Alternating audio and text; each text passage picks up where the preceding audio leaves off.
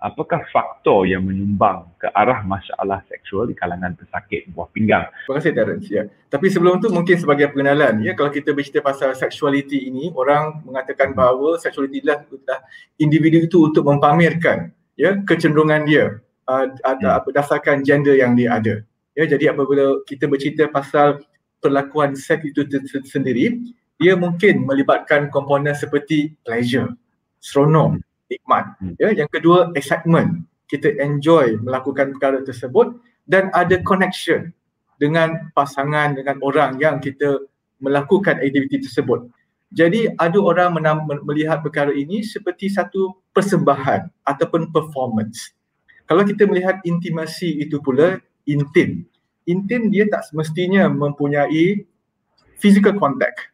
Ya, dia lebih kepada how close, rapatnya kita dengan pasangan itu, ya, dan pasangan itu merasa selamat, tenang semasa perlakuan intim itu, dan yang paling penting sekali, mereka rasa disayangi, rasa mereka ditatangi dengan baik. Ini yang konsep intimacy. So lebih kepada experience berbanding dengan performance. Jadi ini secara gambaran kalau kita nak bandingkan sex activity itu dengan intimacy dalam keadaan yang mungkin kehidupan seharian kita. Jadi seperti Dr. George cakap tadi, dengan jelas faktor yang boleh cenderung kepada masalah sexual dysfunction lebih kepada kekurangan bekal darah ke alat vital itu menyebabkan seseorang itu tidak dapat mencapai tahap yang diperlukan. Jadi ini kita dalam konteks psikologi ataupun psikiatri, kita dapati bahawa bukan saja semata-mata orang itu ada penyakit buah pinggang ataupun dalam dialisis, mereka kemungkinan ada penyakit yang berkaitan dengan primary sexual dysfunction. Ya, yang seperti contohnya kalau di kalangan lelaki, mungkin mereka sukar untuk mendapat arousal ataupun susah mendapat orgasm ataupun mudah mendapat premature ejaculation ataupun delayed ejaculation. Kerana kalau kita tengok sebelum kita lihat konteks penyakit, kita lihat dulu normal sexual cycles response, di mana untuk pelakuan sexual activity itu dia perlu bermula dengan desire, keinginan untuk melakukan hubungan intim tersebut. Jadi kalau ada masalah desire seseorang itu, keinginan, tentunya mereka akan ada masalah tentang arousal secara primarinya, ya.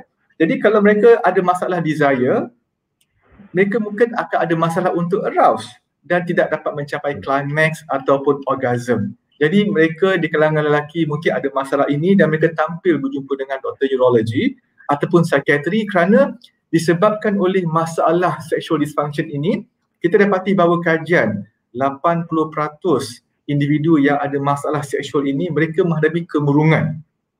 Besar dia punya figure itu. 80% of people with erectile dysfunction ada masalah kemurungan, dan kemurungan itu sendiri boleh leading to masalah seksual juga.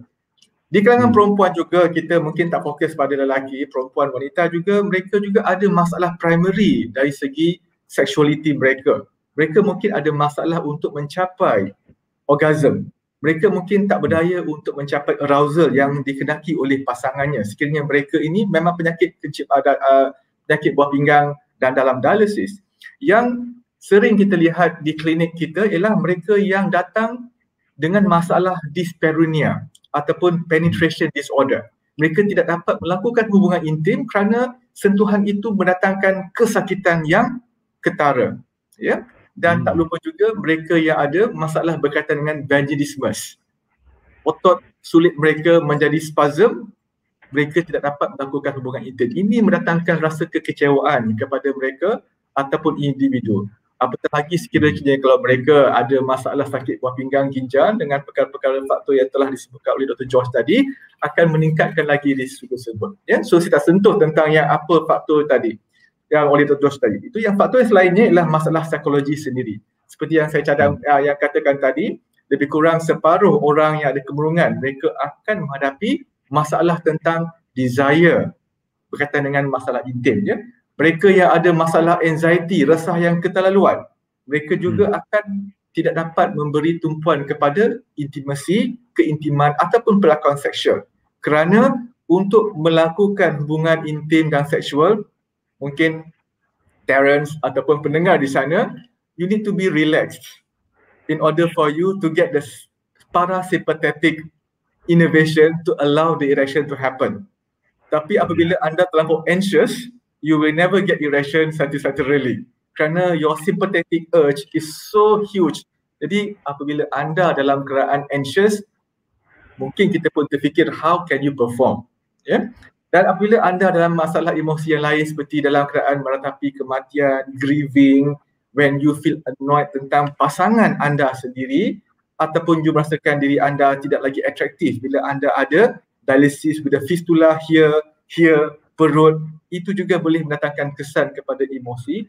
Dan faktor yang terakhir, not to forget, remember, banyak teknologi terkini ataupun rawatan-rawatan berkenaan dengan penyakit-penyakit lain. Contohnya ubat darah tinggi sendiri, ubat kolesterol sendiri, dia boleh menurunkan faktor desire seseorang kepada sexuality, ya. Ubat-ubat antidepresan sendiri, ubat untuk penyakit psikiatri sendiri boleh menyebabkan libido seseorang itu rendah. Jadi ada banyak faktor yang boleh menyebabkan kenapa seseorang yang ada penyakit buah pinggang dengan dialisis ditambah dengan faktor tadi menyebabkan mereka cenderung untuk dapat masalah seksual.